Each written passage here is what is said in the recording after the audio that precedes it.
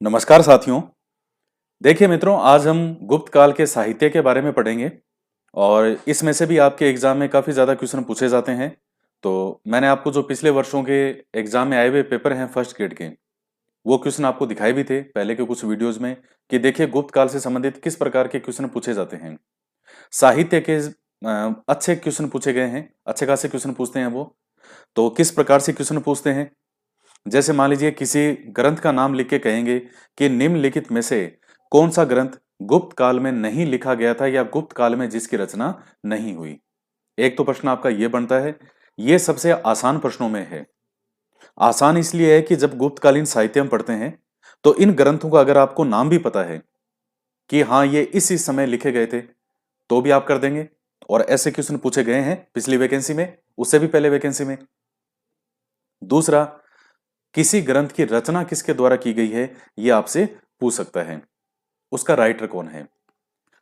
यह हो गया। तीसरा क्वेश्चन जो कि पूछने के चांस कम होते हैं वो ये है कि उस ग्रंथ के अंदर क्या लिखा हुआ है। ये कभी कभार अगर एग्जामिनर चाहे, हालांकि नॉर्मली इस तरह का क्वेश्चन मुझे नहीं दिखा है और ना ही कोई ऐसा सामान्यतः पूछा जाता है, लेकिन कभी उसका दिमाग सरक जाए और उसको लगे कि मुझे अब थोड़ा सा और ज्यादा पूछना है, तब वो पूछ सकता है। और ऐसे प्रश्न पूछने के चांस केवल 10% हैं। सबसे ज्यादा क्वेश्चन होते हैं कि गुप्त काल में किस साहित्य की रचना की गई, तो लगभग 50 से 60% क्वेश्चन पूछने की संभावना ये है। और जो दूसरा है कि इस ग्रंथ को लिखने वाला कौन है, वो प्रश्न भी 40 से 50% तक पूछ लेता है। उस ग्रंथ में क्या है, ये मुश्किल से 10% चांस है कि कभी वो पूछे। और ये सब कुछ मैं आपको पिछले वर्षों के पेपर को देखने के बाद में बता रहा हूं। अब हम हमारा पढ़ते हैं आगे। साहित्य। गुप्तकालीन साहित्य को संस्कृत साहित्य का स्वर्ण युग कहा जाता है। देखिए उस समय जो गुप्त काल की भाषा थी, जो गुप्त शासक थे तो उनकी भाषा थी संस्कृत। और उस समय गुप्त काल के अंदर जो धनी लोग थे, अमीर लोग थे, पैसे वाले थे, वो बोलते थे संस्कृत। और जो लोग निर्धन होते थे, गरीब लोग थे, आम जनता थी जिसके पास ज्यादा पैसे वैसे नहीं होते थे, उनकी भाषा होती थी प्राकृत। थोड़ा सा ध्यान में रखना चाहो तो ये पॉइंट रख लेना। लेकिन मुख्य रूप से चूंकि जो गुप्तकालीन शासक हैं इनकी भाषा थी संस्कृत, तो मुख्य रूप से जो साहित्य रचा गया इस समय वो किस भाषा में रचा गया था, संस्कृत भाषा में। तो इसलिए गुप्तकालीन शासक जो साहित्य है उसको संस्कृत साहित्य का स्वर्ण युग कहा जाता है। नेक्स्ट पॉइंट है, और संस्कृत वैसे भी बहुत शानदार भाषा होती है। आप में से कई विद्यार्थी जिनका सेकंड पेपर जो है उनके क्या है, संस्कृत है। और मैंने सामान्यतः ये देखा है कि जिन बच्चों के संस्कृत सब्जेक्ट होता है, जो बहुत अच्छे से संस्कृत पढ़ते हैं, उनकी मानसिक क्षमता बहुत शानदार होती है।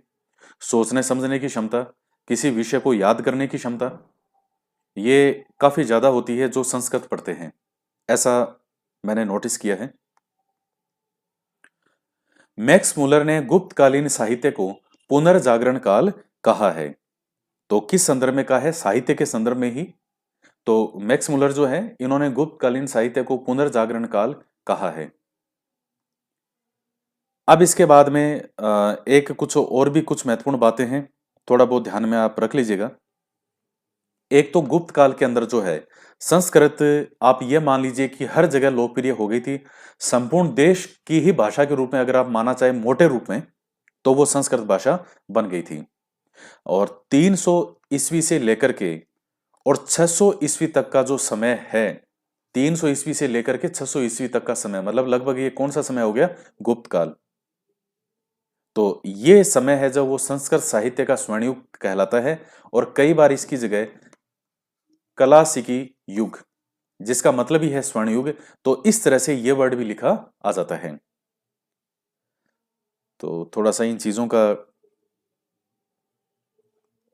आप ध्यान में रखिएगा। और इस काल के अंदर जो गुप्त काल है, इसी गुप्त काल के अंदर जो मुद्राएं हैं, उन मुद्राओं पे पहली बार संस्कृत के अंदर जो है लेख वो उत्कीर्ण करवाए गए थे। इसी काल के अंदर जो ब्राह्मण ग्रंथ हैं, जो पुराण हैं, जो नीति शास्त्र हैं, बौद्ध ग्रंथ हैं, जैन धर्म के ग्रंथ हैं, ये व्याकरण ग्रंथ हैं, उनकी रचना होती है। तो और जैसे पुराण है, स्मृतियां है, रामायण है, महाभारत है, इन ग्रंथों को अंतिम रूप जो दिया गया वो इसी गुप्त काल के अंदर दिया गया। तो आप समझ सकते हैं कि ये गुप्त कालीन के अंदर संस्कृत साहित्य का स्वर्ण युग क्यों कहते हैं। दूसरी बात, गुप्त काल के अंदर जो भी संस्कृत साहित्य रचा गया उसमें जो लगभग अधिकतर जो नाटक हैं उनका अंत कैसा है, सुखपूर्वक है, सुखांत है। यानी नाटक का जो अंत होता है वो कैसा है, सुखांत है, एक अच्छा अंत होता है। लेकिन केवल एक नाटक है मृच्छकटिकम, इस नाटक के अंदर जो अंत है वो कैसा है, दुखांत है। तो ये लाइन मैंने इसलिए लिखी है, ये मृच्छकटिकम किसने लिखा था, शूद्रक ने। आगे मैंने बताया है इसमें क्या है, सारी कहानी वगैरह वो चीजें। लेकिन थोड़ा सा ये पॉइंट आप ध्यान में रखिएगा कि मृच्छकटिकम किसने लिखा था, शूद्रक ने। इस मृच्छकटिकम नाटक को छोड़ करके और सभी नाटकों का जो अंत है वो क्या है, सुखांत है। तो सुख के साथ में उन नाटकों का अंत होता है। जैसे मान लीजिए कोई कहानी वगैरह है, स्टोरी है, या कोई फिल्म वगैरह है, कोई मूवीज वगैरह होती है, तो ज्यादातर मूवीज आप देखते हैं कि उन मूवीज का जो अंत है वो कैसा होता है, सुखांत होता है। हीरो हीरोइन है, मान लीजिए उनका जो उनके फादर हैं, पापा हैं, वो शादी के लिए मान नहीं रहे, मम्मी शादी के लिए नहीं मान रही, और दोनों में जो है वो लगातार पूरे लाइफ टाइम क्या, वो उनमें लगातार इसी चीज को लेकर के युद्ध होता रहता है। उसके पापा कभी गुंडों को भेजते हैं, कभी कोई दूसरा विलेन आएगा, वो विलेन बीच में उस हीरोइन से शादी करने की कोशिश करेगा। हीरो को थोड़ा क्या दिखाएंगे, गरीब दिखाएंगे, हीरोइन को अमीर दिखा देंगे, या फिर जो हीरोइन को गरीब दिखा देंगे, हीरो को अमीर दिखा देंगे, और लास्ट में लेकिन जो है वो दोनों मिल जाते हैं। तो जैसे एक मूवी आई थी आमिर खान की, दिल, तो उसमें हीरोइन कौन थी, माधुरी दीक्षित। और उसमें देखा है आपने मूवी के अंदर, अगर आपने देखी हो तो माधुरी दीक्षित जो है वो अमीर पिता की संतान है, आमिर खान जो है वो गरीब पिता का संतान होता है। फिर बाद में इस तरह, लेकिन लास्ट में इनकी शादी हो जाती है। और भी काफी मूवीज हैं जो भी आप देखेंगे। तो इन मूवीज का जो अंत है वो कैसा होता है, सुखांत। एक मूवी आई थी ओमकारा,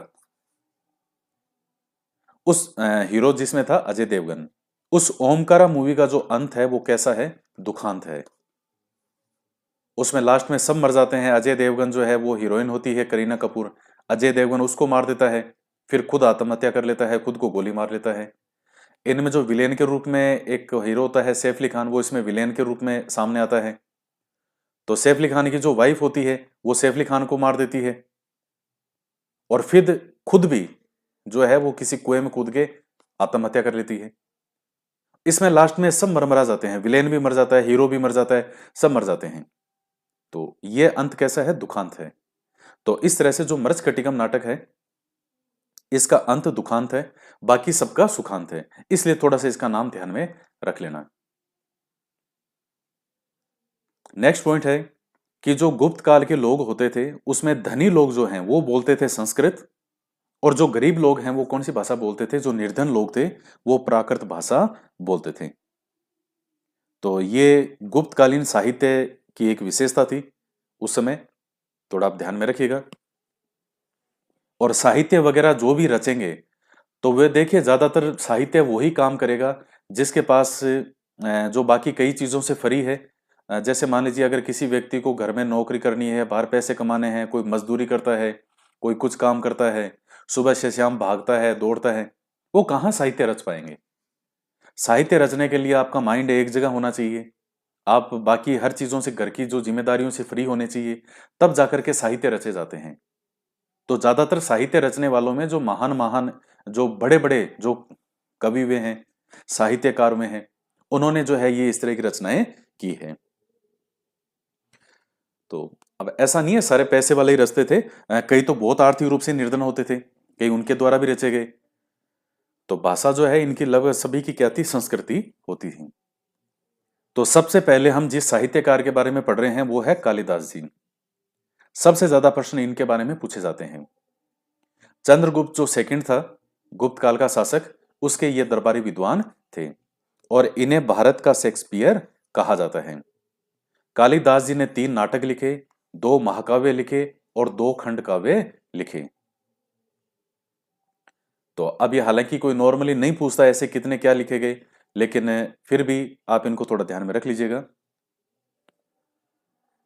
अब ये होते क्या क्या है तो ये कोई इतनी आवश्यकता नहीं है जानने की आपको। फिर भी जैसे हिंदी साहित्य के विद्यार्थी हैं वो बहुत अच्छे से बता सकते हैं साहब इनमें क्या अंतर होता है। जैसे मान लीजिए नाटक तो नाटक खैर होते ही हैं, जिनको जैसे मान लीजिए मुख्य रूप से नाटक की विशेषता होती है कि उसमें जो भी पात्र हैं उनको रंगमंच पर एक तरह से अभिनय किया जा सकता है उनका, वो एक बहुत बड़ी विशेषता होती है। जैसे नाटक क्या क्या होता है, किसको नाटक कहेंगे, उसकी कई विशेषताएं, उसमें एक वो विशेषता भी होती है। महाकाव्य जैसे महाकाव्य है तो महाकाव्य के अंदर मेनली ये होता है कि किसी व्यक्ति के बारे में उसके पूरे जीवन से संबंधित, उसके पूरे जीवन काल से संबंधित जो लेखन किया जाता है वो होता है महाकाव्य। जैसे रामायण है, महाभारत है, तो वो महाकाव्य है जिनमें किसी व्यक्ति के पूरा जीवन से लेकर के सब कुछ उसमें रचा गया। खंड काव्य होता है कि किसी व्यक्ति के किसी एक पार्ट के बारे में, उसके जीवन के किसी एक भाग के बारे में या किसी एक विशेषता के बारे में, तो इसीलिए इसको कहते हैं खंड काव्य। और महाकाव्य के अंदर संपूर्ण चीजें उस व्यक्ति से संबंधित आ जाती हैं। तो थोड़ा सा ये एक मेन डिफरेंस है, बाकी तो ऐसे तो कई होते हैं विशेषताएं। इसके बाद में सबसे पहला प्रश्न आपका यही बन गया कि कौन सा नाटक है, कौन सा महाकाव्य है और कौन सा खंड काव्य है। तो सबसे पहला जैसे नाटक की बात करते हैं तो मालविकाग्निमित्रम, विक्रमोर्वशीय और अभिज्ञान शकुंतलम, ये तीनों तो है नाटक।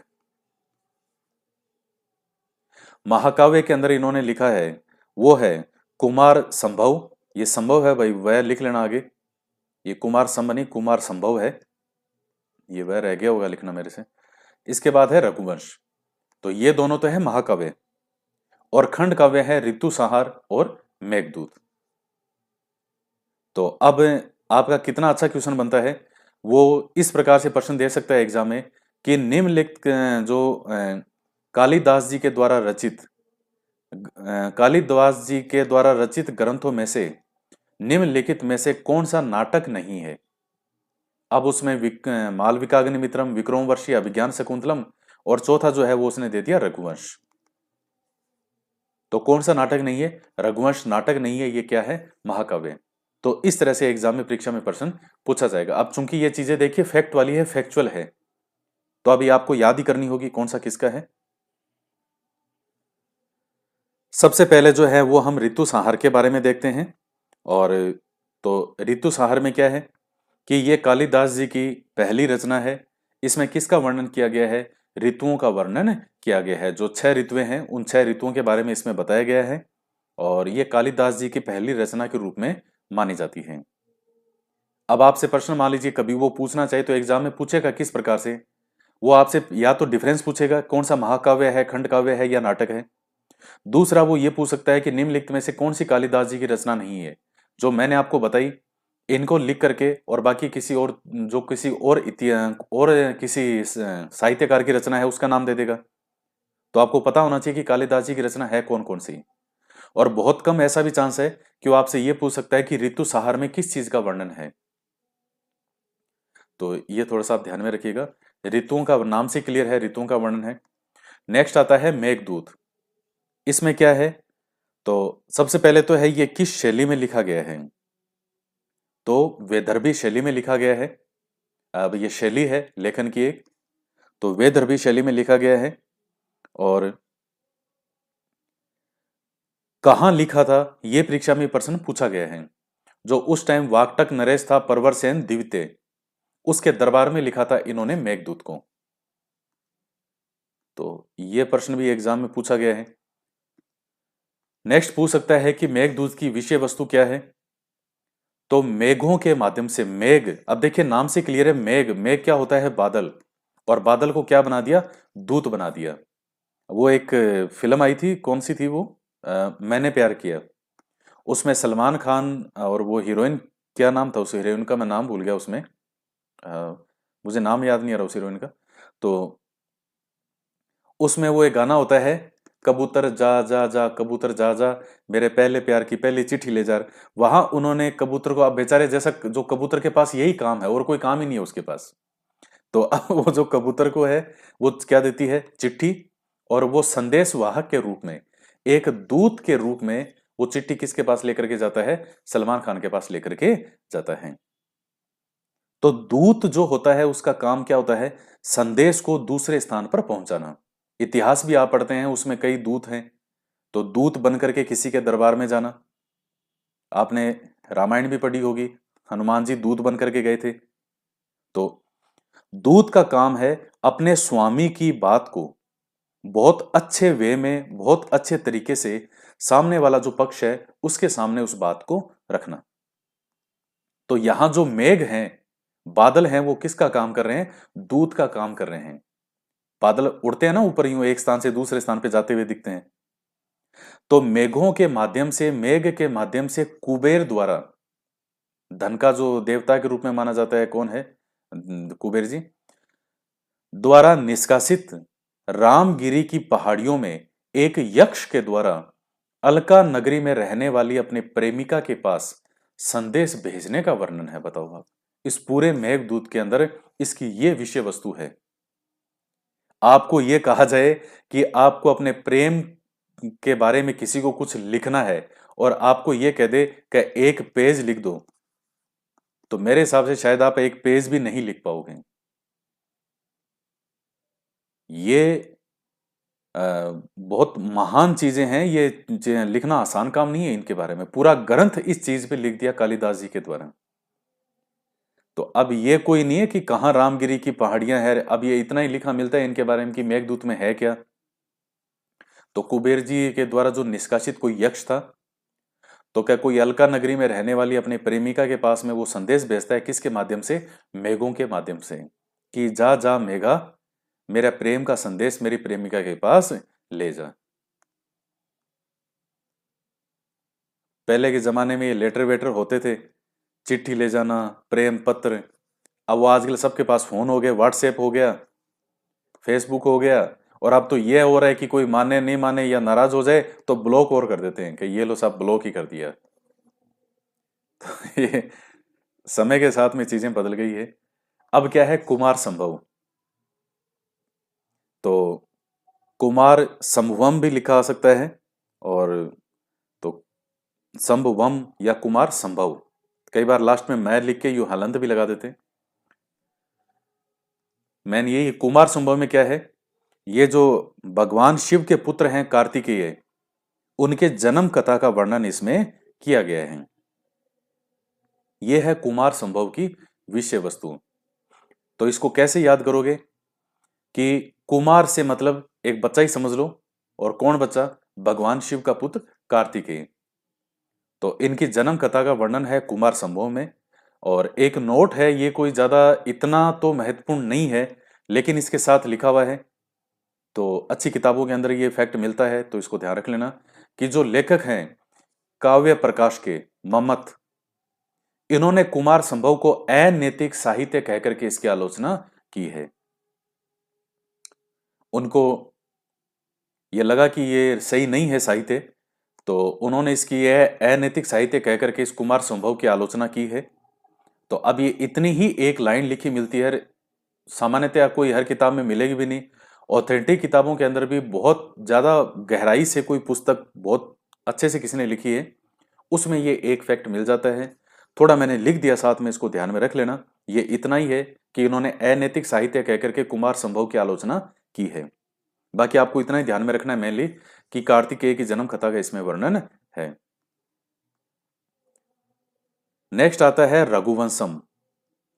रघुवंशम में क्या है, ये रघुवंशम देखिएगा, कालिदास जी की जो रचना है उनमें एक सर्वश्रेष्ठ महाकाव्य माना जाता है। जो महाकाव्य लिखे तो उसमें एक सर्वश्रेष्ठ ये का महाकाव्य माना गया है।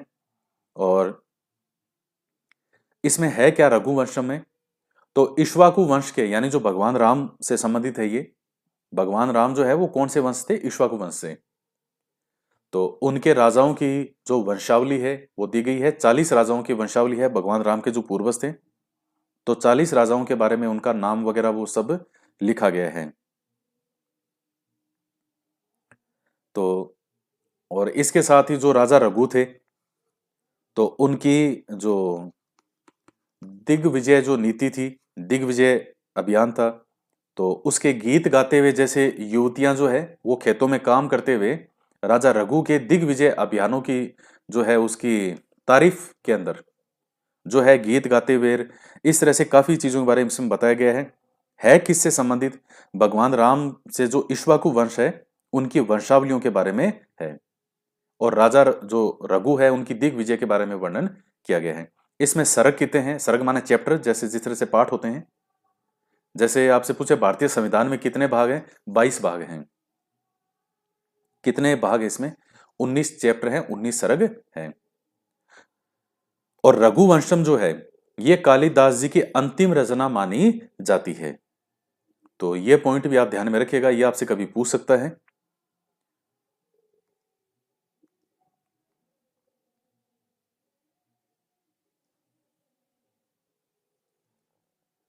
नेक्स्ट आता है मालविकाग्नि मित्रम।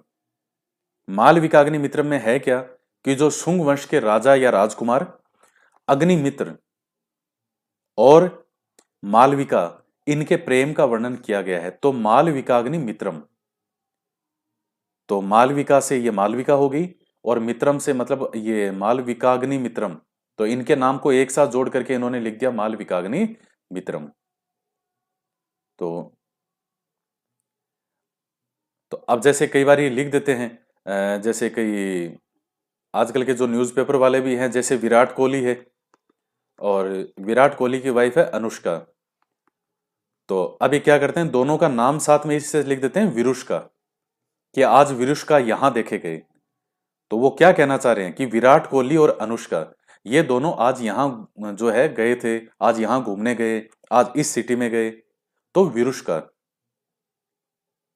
तो जैसे सैफ अली खान और उसकी वाइफ है करीना, करनी क्या करीना, तो अब जो करीना, इनका नाम जैसे शायद जहां तक मुझे सैफिना नाम दे दिया जो मीडिया वाले हैं।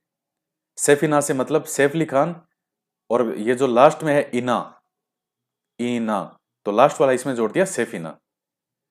तो ऐसे तरह करके तो इन्होंने जो पहले कालिदास जी ने जैसे रचा, तो दोनों का नाम एक साथ लिख दिया मालविकाग्नि मित्रम। ये कालिदास जी का प्रथम नाटक माना जाता है। जो नाटक उन्होंने लिखे थे, तो उन नाटकों में जो पहला नाटक लिखा, जो 3 नाटक लिखे, तो पहला जो नाटक था वो था मालविकाग्नि मित्रम। नेक्स्ट है विक्रम वंशियम। इसमें क्या है, एक अप्सरा है उर्वशी, और उर्वशी ये तो जो अप्सरा है, और इसके साथ में जो राजा थे पुरुरवा, कई बार पुरुषवा भी लिखा जाता है और पूर्वा भी लिखा जाता है, पुरुरवा भी लिखा जाता है। तो मैंने ये लिखा है पुरुरुवा, ये रू है पुरुरुवा। तो जो अप्सरा उर्वशी और राजा जो पूर्वा है, जो विक्रम नरेश थे, तो इनके मध्य जो है प्रेम कथा का वर्णन किया गया है। तो ये आप ध्यान में रख लीजिएगा इसमें। और यह नाटक जो है ये पांच खंडों का नाटक है विक्रमवशियम जो है, और इसका सोर्स जो है वो ऋग्वेद का वार्ता सूक्त है। ये ध्यान रखो तो रख लेना, नहीं तो कोई जरूरी नहीं है, बस इसमें है क्या वो चीज आप ध्यान रख लीजिएगा। तो देखिएगा प्रेम का, देखिए कितना वर्णन है, प्रेम कथा को, प्रेम को कितना अच्छा माना जाता था। आज के टाइम में तो लोग प्रेम को क्या है कुछ मानते ही नहीं।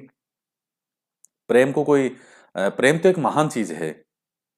और अब जैसे मैं आपको एक छोटा सा उदाहरण बता रहा हूं, अगर आपके अड़ोस पड़ोस में, आपके गांव में किसी के बारे में ये आपको पता चले कि इसने लव मैरिज की है, मान लीजिए कि इसने तो लव मैरिज की है, चाहे लड़का हो या लड़की हो, तो लोगों को उनको देखने की जो नजर है कैसी होती है, लव मैरिज की है, ओहो, यानी जैसे कि क्या कर दिया हो, पाप कर दिया हो। पहली बात तो लव मैरिज होने नहीं देंगे, जो खुद के घर वाले होते हैं वो ही नहीं होने देंगे, अरे नहीं नहीं नहीं नहीं। तो प्रेम जो है वो महान एक चीज है। और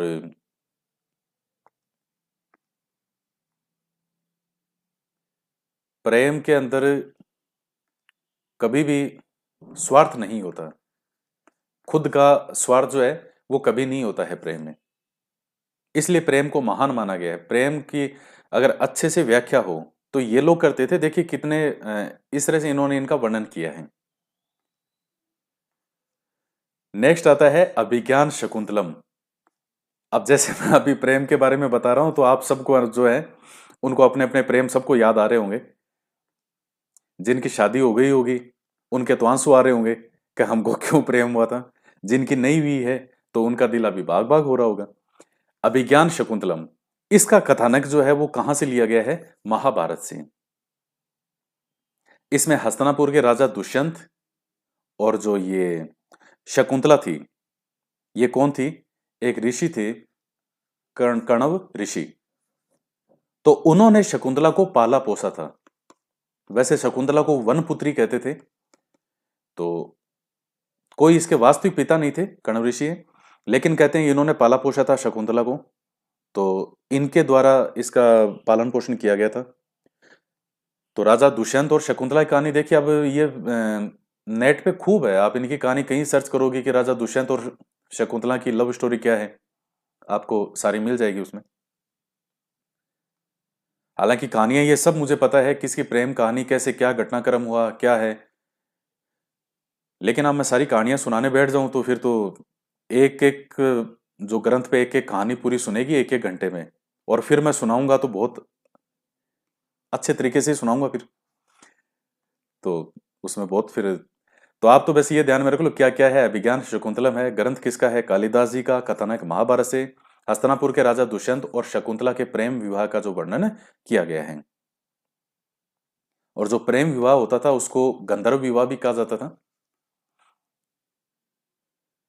तो इसमें और किन किन चीजों का वर्णन है? तो ऋषि के बारे में मैंने आपको बता दिया। इन ऋषि के आश्रम का इसमें जैसे इस ग्रंथ में वर्णन है। और अच्छा एक चीज और ध्यान रखिएगा, अभिज्ञान शकुंतलम में इनके द्वारा, कालिदास जी के द्वारा रचित जितने भी ग्रंथ हैं उनमें सबसे बेहतरीन रचना मानी जाती है। हालांकि इनकी सारी बेहतरीन है, लेकिन सारे ग्रंथों में अगर कोई सर्वश्रेष्ठ ग्रंथ जो एक रचना मानी जाती है वो अभिज्ञान शकुंतलम है। और आपने अभिज्ञान शकुंतलम का नाम 100% सुना होगा। आज भी अभिज्ञान शकुंतलम जो नाटक है इसका मंचन बहुत होता है।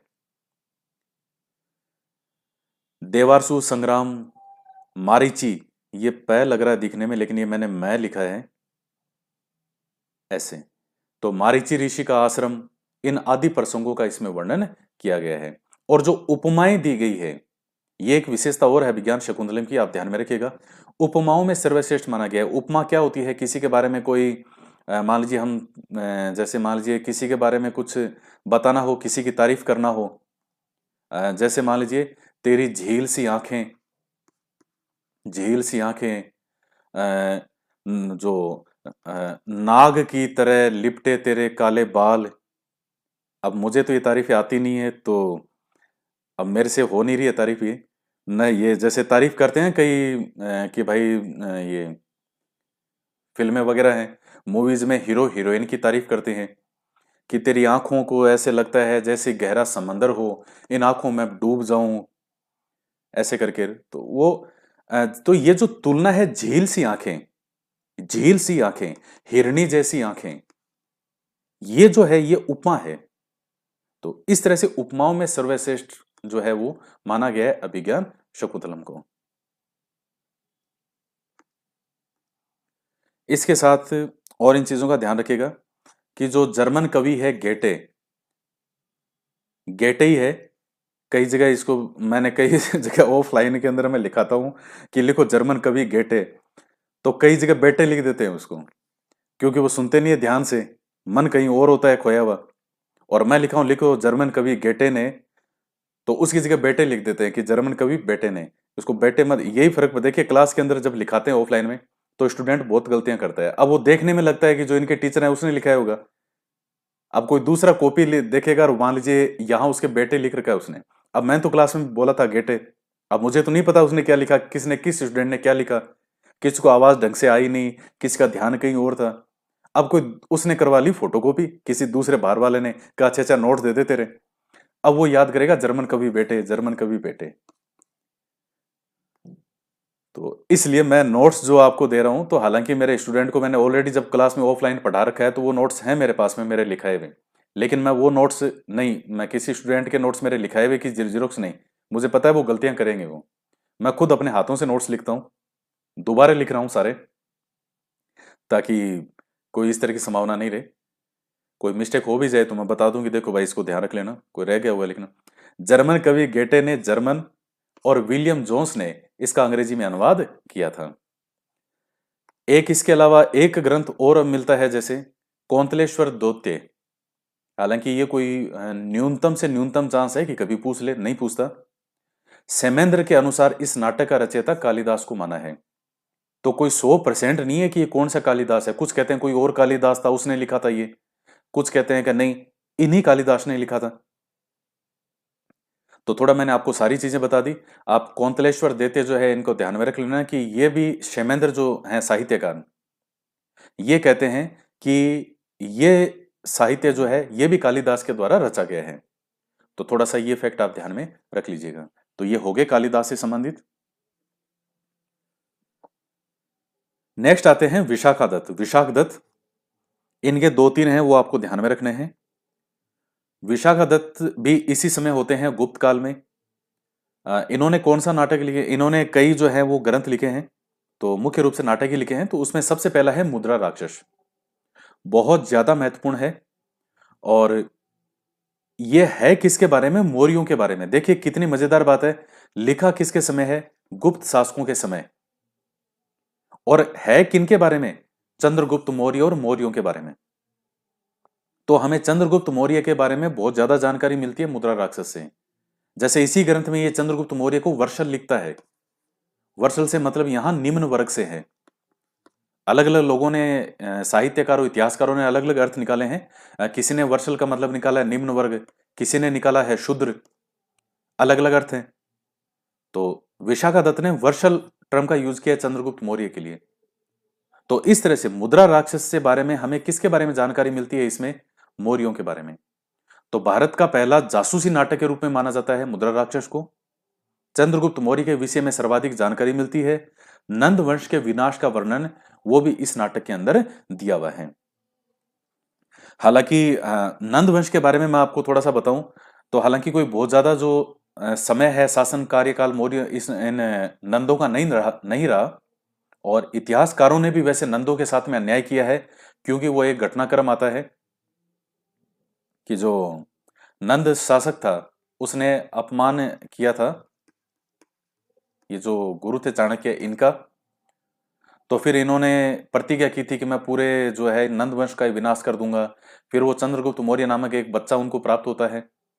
ये बच्चा कहीं बैठ के और कुछ बच्चों के पास में बैठा था, जिस तरह से उनका नेतृत्व कर रहा था, इनको लगा कि हाँ इस बच्चे में योग्यता है। फिर वो इसको सिखाते हैं, सारी चीजें एक एक चीज की तैयारी करवाते हैं और इनको प्रशिक्षण देते हैं चंद्रगुप्त मौर्य को। एक बड़ा इसमें जोरदार किस्सा आता है, हालांकि कोई ऐसी आवश्यकता नहीं है सुनाने की, लेकिन मुझे याद आ गया। आप जानते हैं कि भारत पे सिकंदर का आक्रमण हुआ था और सिकंदर की सेना, मैं ये खैर आपको बता रहा था जो नंद वंश जो है, तो सिकंदर की सेना ने, अब इन नंदों के पास में बहुत विशाल सेना थी उस समय, और सिकंदर की सेना और इससे आगे नहीं बढ़ पाई थी। उसका रीजन ये था कि नंदों के पास में बहुत बड़ी सेना थी। सिकंदर आगे नहीं बढ़ता, उसका एक बहुत बड़ा कारण यह भी था कि उसकी जो सेना है उसने आक्रमण करने से मना कर दिया था, आगे बढ़ने से मना कर दिया था। उसका एक बहुत बड़ा कारण था इन नंदों की विशाल सेना। तो मैं जो आपको चीज बता रहा था कि जैसे जो गुरु थे चाणक्य, वो जब चंद्रगुप्त मौर्य को सिखा रहे थे, जब प्रशिक्षण दे रहे थे, और शासन अभी भी नंदों का ही था और इधर ये चंद्रगुप्त मौर्य को सिखा रहे थे, तो उसी प्रशिक्षण का ही एक भाग था सिकंदर के पास भेजना कि तू सिकंदर के पास जा और कुछ सीख विक के आ, सिकंदर से बात करके आ। तो ऐसा कहते हैं कि चंद्रगुप्त मौर्य जब ये शासक नहीं बना है, केवल सीख रहा है, अपने गुरु से चाणक्य इसको सिखा रहा है कि तुझे एक दिन हिंदुस्तान का सम्राट बनना है और मैं तुझे प्रशिक्षण दे रहा हूं। इसी प्रशिक्षण का ही एक भाग है कि तू सिकंदर से मिलके आ। तो कहते हैं कि चंद्रगुप्त मौर्य सिकंदर से मिलके आया था और वहां सिकंदर ने कुछ क्या इससे बात बात की, क्या बोला, चंद्रगुप्त मौर्य ने वापस पलट के कुछ सिकंदर को जवाब दे दिया। तो सिकंदर, अब वो विश्व विजेता, उसको ये चीज बुरी लगी कि यार मैं, मेरे सैनिक वैसे ही बैठे हैं बेचारे धापे हुए। उसने, सिकंदर ने अपने सैनिकों को आदेश दे दिया कि ये जो आया है चंद्रगुप्त, इसको मार डालो। चंद्रगुप्त अपनी जान बचा के भागा वहां से कि यार काय का भेज रहे थे कि सीख क्या सीख है, अभी तो हिंदुस्तान का मुझे बनना है शासक, और सारे सपने के सपने ही रह जाते। वो सिकंदर मरवा देता उसको। ये जान बचा के भागा है चंद्रगुप्त वहां से उस समय। तो जब वापस आता है और इसके पास में, चाणक्य के पास, तो चाणक्य कहता है, अरे चंद्रगुप्त क्या हुआ, क्या गुरुजी क्या हुआ फालतू में, अभी तो ये है ना, मेरे यहाँ वापस में आता ही नहीं मैं, जा सीख क्या सिकंदर से। वो मैंने कुछ पता नहीं उसको बोल दिया वापस कुछ, जो जो सिकंदर है उसके सैनिक बैठे थे बेचारे वैसे ही दापे हुए परेशान है। उसने अपने सैनिकों को आदेश दे दिया कि मार दो चंद्रगुप्त, तो मेरी जान बचा के भागा मैं वहां से, नहीं तो आप जो ये मुझे सिखा रहे थे ना, हिंदुस्तान का शासक बनना है, पूरे सम्राट बनना है, ये सपने धरे के धरे रह जाते हैं। तो चाणक्य ने चंद्रगुप्त मौर्य की पीठ तो थपथपाते हुए कहा, शाबाश। एक शासक जो होता है उसकी ये विशेषता होती है कि उसमें शेर के जैसी बहादुरी भी होनी चाहिए, यानी शेर जैसा दिलेर भी होना चाहिए, और लोमड़ी जैसा उससे चालाक भी होना चाहिए। अच्छा किया तू जान बचा के भाग आया, उस समय तेरे पास में सिर्फ यही चीज थी कि तू जान बचा के भाग आए, वरना तू कहां उससे भिड़ता उसकी सेना से। कहा ठीक है गुरुजी, कहा ठीक है। बड़े जोरदार किस्से हैं। इतिहास का तो देखिए, इतिहास तो ऐसा सब्जेक्ट है, बड़ा मजेदार है। मेरे पास में इतना समय है नहीं, वरना मैं, मेरी इच्छा थी कि मैं फर्स्ट ग्रेड के लिए, ऑप्शनल के लिए पूरा इतिहास तैयार करूं। और ये हकीकत है कि मैं ऐसा कोर्स तैयार करता फर्स्ट ग्रेड के लिए कि आपका ऑप्शनल पेपर के अंदर कम से कम 80% केवल मेरे पढ़ाए हुए वीडियोज और जो फिर मैं चीजें समझाता साथ में, उन्हीं से आप 80% पेपर करके आ जाते कम से कम। लेकिन समय नहीं है मेरे पास अभी इतना, कभी होगा तो देखेंगे। क्योंकि हिस्ट्री बड़ा जोरदार सब्जेक्ट है, बहुत ही रोचक है। अब चूंकि फर्स्ट ग्रेड के फर्स्ट पेपर के अंदर तो अब इन्होंने सीधा नाम दे दिया कि बताओ, और वो भी इसमें भी टॉपिक भी कौन से हैं, साहित्य कला वाले, ये वाले टॉपिक हैं। अब इनमें इस तरह की चीजें होती नहीं है, कौन सी क्या घटनाक्रम हुआ। अब वहां तो पूरा, चूंकि पूरी इंडियन हिस्ट्री पढ़नी है, पूरा विश्व इतिहास पढ़ना है। क्या जबरदस्त है विश्व इतिहास, खतरनाक। क्या भारत का इतिहास है जबरदस्त। तो वो चीजें आप सारी, यहां तो नाम दे दिया टॉपिक का सीधा सही एक, उसमें वो सारी चीजें आ नहीं पाती। पूरा इंडियन हिस्ट्री तो आपको पढ़ना नहीं है फर्स्ट ग्रेड के फर्स्ट पेपर में। तो भारत का ये हो गया, ये हो गया। संस्कृत का एकमात्र नाटक है जो नायिका विहीन है। तो ये जो मुद्रा राक्षस है, इस नाटक के अंदर कोई नायिका नहीं है। अब ऐसा कहते हैं कि इसमें कोई हीरोइन, जैसे हर नाटक के अंदर आप पढ़ते हो कि इसमें इसका और ये जो इसकी क्या थी, लवर थी, प्रेमिका, इनकी प्रेम कहानी का वर्णन है। जैसे अभिज्ञान शकुंतलम है, उसमें राजा दुष्यंत और जो शकुंतला है, उनके प्रेम का वर्णन है, प्रेम विवाह का वर्णन है। और भी मैंने आपको कई बताए। इसमें कोई नायिका ही नहीं है, कोई हीरोइन ही नहीं है। नेक्स्ट आता है देवी चंद्रगुप्तम। इसमें क्या है, इसमें चंद्रगुप्त द्वितीय के द्वारा बड़े भाई रामगुप्त की हत्या और उसकी पत्नी ध्रुव देवी से विवाह का वर्णन है। तो ये आप ध्यान में रखिएगा। और ऐसा कहते हैं वर्तमान में ये ग्रंथ जो है ये उपलब्ध अब नहीं है, कुछ अंश जो है वो उपलब्ध हैं। तो उन अंशों से ही पता चलता है कि इसमें क्या क्या चीज थी। तो शक राज की हत्या का वर्णन है। देखिए, शक वगैरह ये आक्रमण वगैरह होते हैं। तो कुछ कहते हैं कि उस समय रामगुप्त शासक था और ध्रुव देवी जो है इस रामगुप्त की वाइफ थी। तो ये जो शक राज था, राजा था शकों का, इसने रामगुप्त को ये कहा कि तू जो तेरी पत्नी है ध्रुव देवी, उसको मेरे पास भेज दे, और उसके बाद मैं तेरे पे आक्रमण नहीं करूंगा। तो कहते हैं कि रामगुप्त ने इस चीज को स्वीकार कर लिया था। एक गुप्त साम्राज्य का शासक, पूरे हिंदुस्तान का शासक, किसी के आक्रमण से डर करके और अपनी रानी को उसके दरबार में उसके पास भेजने को तैयार है। यह बात सभी को ही बुरी लगी थी। एक आम इंसान होगा उसको भी यह बात बहुत भयंकर बुरी लगेगी। तो आप सोचिए कि जो इनके साथ के लोग थे, जो उनके दरबार में लोग थे, उनके और भी जो घर परिवार के लोग थे, सबको कहा यार ये क्या बात हुई, अपनी पत्नी को तू किसी और के पास में जाने के लिए तूने हाँ भर ली। तो रामगुप्त के छोटे भाई चंद्रगुप्त द्वितीय को, जो कि रामगुप्त के बाद में शासक बनेगा, बहुत महान सम्राट हुआ है चंद्रगुप्त द्वितीय। तो चंद्रगुप्त द्वितीय ने क्या किया, जब इसको इस बात का पता चला तो चंद्रगुप्त द्वितीय ध्रुव देवी के स्थान पर खुद ध्रुव देवी बन करके जाता है। उस तरह के वस्त्र वगैरह पहन लिए और उसके पास पहुंच गया, शकराज के पास में, और बैठ के इंतजार कर रहा है उसका। शकराज खुश हो रहा है, कहा ध्रुव स्वामिनी आ गई ध्रुव देवी। वो जब सामने जाता है और घूंघट उठाता है तो सामने ध्रुव देवी की जगह कौन निकला, चंद्रगुप्त द्वितीय। तो चंद्रगुप्त द्वितीय जो है उसी समय उस शकराज की हत्या कर देता है। और ये बिल्कुल सही घटना है, ये आप वैसे मत समझ लेना कि कहानी है कोई, ये सच्ची घटना को नाटक के रूप में इस तरह से लिखा गया है। और फिर उसके बाद उसकी हत्या कर देता है। तो रामगुप्त की जो है इसने हत्या कर दी थी, चंद्रगुप्त द्वितीय ने। जब ये चीजें इसको पता चली तो रामगुप्त की हत्या कर देता है, शकराज की हत्या कर दी, और फिर इसने ध्रुव देवी से विवाह कर लिया चंद्रगुप्त द्वितीय ने। तो आप देख सकते हैं कि वीर था, दिलेर था, उसमें वो दम था कि वो शासक बन सके। अपने दुश्मन के खेमे में, उसके राज्य में इस तरह से जाना, आप समझ सकते हैं कि जिसमें दिलेर होगा, जिसमें शेर का कलेजा होगा, वही जा सकता है। इसके बाद में है अभिसारिका वंचित। तो ये एक और ग्रंथ है, तो ये भी आप ध्यान में रख लेना। तो ये हो गए तीनों। वैसे देवीचंद्र गुप्त में ये जो घटनाक्रम है आप याद कीजिएगा।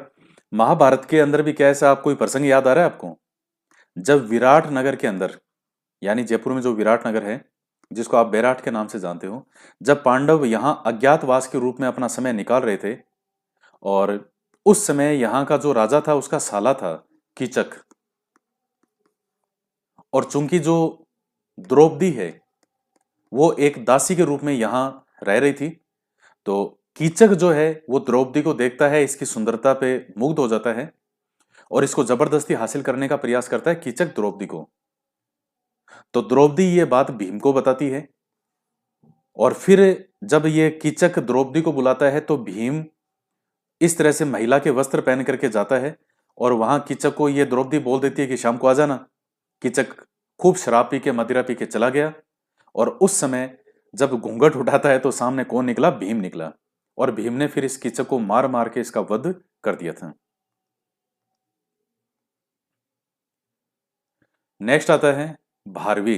तो भारवी ने ग्रंथ लिखा था किराता अर्जुनियम, और इसमें क्या है, अर्जुन और किरात वेशधारी जो शिकार करता है, तो किरात वेशधारी भगवान शिव के मध्य युद्ध का वर्णन किया गया है। किसमें, किराता अर्जुनियम में। तो ये आप ध्यान में रखिएगा। क्या इस लाइन से आपको कुछ और याद आ रहा है, अर्जुन और किरात वेशधारी भगवान शिव के मध्य युद्ध का वर्णन, और कहीं क्या हमने कहीं और पढ़ा है कभी इसको? मैं आपको थोड़ा सा हिंट दे देता हूं, आप मुझे जो मैसेज का आता है चैट बॉक्स उसमें रिप्लाई करके बताइएगा। जब आप अजमेर के चौहान पढ़ते हो तो उसमें एक शासक का नाम आता है विग्रहराज चतुर्थ, जिसका समय चौहान वंश का स्वर्णकाल कहलाता है, गोल्डन टाइम। विग्रहराज के समय क्या कोई ऐसा था ग्रंथ जिसमें मैंने आपको पढ़ाया था इसके बारे में, कि उस ग्रंथ की विषय वस्तु ये है, ये वाला बिल्कुल एग्जैक्ट यही याद आ गया होगा तो मुझे लिख के बताइएगा। कभी आपने राजस्थान के इतिहास का कोर्स लिया हुआ हो या कहीं और कभी पढ़ा हो, किसी से भी पढ़ा हो, तो कमेंट करके बताइएगा उसमें चैट बॉक्स में। नेक्स्ट आता है भास। भास ने क्या क्या लिखा, स्वपनवास, वदम, और चारुदत्ता, अरुभंग, पंचरांत्र, प्रतिमा अभिषेक, करणभार, दूत वाक्य। तो ये कई हैं, और उसमें सबसे फेमस ये है स्वपनवास वत्तम। ये वाला आप ध्यान में रखिएगा। मेनली मैंने इसमें लगभग सारे ही लिख दिए।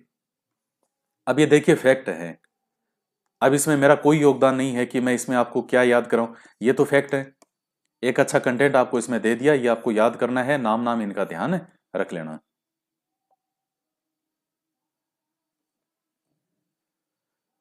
नेक्स्ट है सुबंधु, इनके द्वारा लिखा गया था वाशुदत्ता ग्रंथ, वाशुदत्ता ग्रंथ। नेक्स्ट है शूद्रक, तो इन्होंने ग्रंथ लिखा था मृच्छकटिकम, और मृच्छकटिकम का अर्थ होता है मिट्टी की घोड़ा गाड़ी। ये एक बार पूछा हुआ है यूजीसी नेट के एग्जाम में हिस्ट्री का, तो आप थोड़ा ध्यान में रख लेना इसको। क्या है मृच्छकटिकम में कि जो गरीब ब्राह्मण व्यापारी है चारुदत्त और सदाचारी गणिका है बसंत सेना, इनके मध्य प्रेम कथा का वर्णन है। इसका अंत दुखों के साथ में होता है। इसमें उस समय के भ्रष्टाचार को और अराजकता को और बहुत सी चीजों को बताया गया है। और इस ग्रंथ की एक विशेषता और है कि इसमें राज दरबार के बारे में कोई जो बड़े जो राजा हुए हैं उनमें से किसी के प्रेम का वर्णन नहीं करके, और एक जो आम व्यक्ति है जैसे गरीब ब्राह्मण व्यापारी है चारुदत्त, तो इस तरह से एक आम व्यक्ति के बारे में जो गरीब व्यक्ति हैं उनके सामाजिक चित्रों को चित्रित किया गया है, उनके बारे में बताया गया है। तो उस समय समाज में घूसखोरी भ्रष्टाचार वो सब भी इस नाटक के अंदर है, तो ये ध्यान में रखिएगा। तो शूद्रक के द्वारा रचित है। शूद्रक रहने वाले कहां के थे? कांची के। हालांकि नहीं पूछेगा आपसे। तो शूद्रक का ग्रंथ है मृच्छकटिकम। क्या विषय वस्तु है? और ये गरीब ब्राह्मण व्यापारी होता है चारुदत्त और सदाचारी गणिका होती है बसंत सेना। तो जो ये उस वक्त जो गणिकाएं होती थी, थोड़ा इनको भी मान सम्मान की नजर से देखते थे। इतना भी जैसे नहीं था आज के टाइम में। तो जैसे जो कई होती है महिलाएं, ये जो इस तरह के काम करती है, जैसे आप तरह से आप जैसे लिखो वेश्या जिसको कहते हो, तो हालांकि ये वर्ड कोई अच्छा नहीं लगता है लिखने में, तो इसलिए यहां गणी का टर्म यूज किया जाता है। ये है अर्थ वही है, लेकिन गणी का वर्ड जो है वो इसके वेश्या के कंपैरिजन में एक थोड़ा सभ्य वर्ड लगता है गणी का, तो इसलिए ये वर्ड यूज किया जाता है। तो एक सदाचारी गणिका होती है बसंत सेना, उनके मध्य के प्रेम कथा का वर्णन है। अब ये छोटे मोटे कई ग्रंथ और हैं, इनके नाम ध्यान में रख लेना। अब इनमें जो सबसे मेन मेन है आपको ध्यान रखना है, वो मैंने टिक मार्क लगाए हैं। जैसे एक अमर सिंह का आता है अमर कोश, कामंदक का कामनंदर नीतिसार, वात्स्यायन ने लिखा था कामसूत्र और न्याय भाष्य। तो ये कई सबसे ज्यादा पूछे जाने वालों में से हैं। बाकी जैसे दंडी ने लिखा अवंती सुंदरी है, काव्यादर्श है, दश कुमार चरित्र है। वत्स भट्टी ने लिखा रावणवध। भरत हरि को तो आप जानते हैं, नीति शतक है, श्रृंगार शतक है, वैराग्य शतक है। माघ ने लिखा है शिशुपाल वध। वर रुचि ने लिखा है वर्तिका। सिद्ध सेन ने लिखा है न्याय अवतार। और कुमार दास ने लिखा है जानकी हरण। भामय ने लिखा है अलंकार शास्त्र। चंद्र गोमी ने लिखा है चंद्र व्याकरण। तो इस तरह से ये कई नाम हैं जो मैंने यहाँ सारे लिखे हैं। आप इनको ध्यान में जरूर रख लेना। और मैं जो आपको पढ़ा रहा हूं, तो मैं आपको पूरे विश्वास के साथ कह सकता हूं कि 90% तक क्वेश्चन आपके मेरे पढ़ाए हुए में से आ जाएंगे। इसके अलावा कुछ पढ़ने की हिम्मत आप में बचे तो आपकी श्रद्धा है, लेकिन कम से कम मैं जो पढ़ा रहा हूं यह आपको घोट के पी जाना है, तब आप वहां 90% क्वेश्चन कर पाएंगे। तो आज के वीडियो लेक्चर में इतना ही। बाकी अब जो नेक्स्ट क्लास होगी उसमें विज्ञान से संबंधित और जो भी साहित्य वगैरह, ये विज्ञान से संबंधित जो रचनाएं हैं, जैसे आर्यभट्ट वगैरह हो गए, या वराह मिहिर है, ब्रह्मगुप्त है, तो उनके द्वारा रचित जो रचनाएं हैं, किसने क्या क्या आविष्कार किया, भास्कर प्रथम हो गया, श्रीपति है, श्रीधराचार्य है, भास्कराचार्य द्वितीय है। तो विज्ञान, चिकित्सा, स्मृतियां, तो इनसे जुड़े हुए जो ग्रंथ हैं, तो उनके बारे में हम नेक्स्ट क्लास में पढ़ेंगे। तो विज्ञान वाला जो टॉपिक है वो आपके नेक्स्ट कंप्लीट हो जाएगा। इसी के साथ ही जो गुप्त काल से संबंधित चीजें हैं वो आपकी कंप्लीट हो जाएगी। अब जो बाकी चीजें हैं तो वो बहुत मजेदार मजेदार चीजें हैं, और उनमें कोई बहुत ज्यादा समय लगने वाली वो चीजें नहीं है। ये प्रारंभ की चीजें हैं, ये याद करने में भी थोड़ी मुश्किल लगती है। और बाकी जो चीजें हैं, नेक्स्ट जो वीडियोस वगैरह हैं, नेक्स्ट जो हमारे टॉपिक हैं, तो बड़े जबरदस्त हैं, शानदार हैं। उनमें कोई इतना कोई बहुत ज्यादा माथापच्ची वाला काम भी नहीं है, आसान आसान सी चीजें हैं। तो आज के वीडियो में इतना ही। तो बाकी नेक्स्ट वीडियो में मिलते हैं। जय हिंद, जय भारत।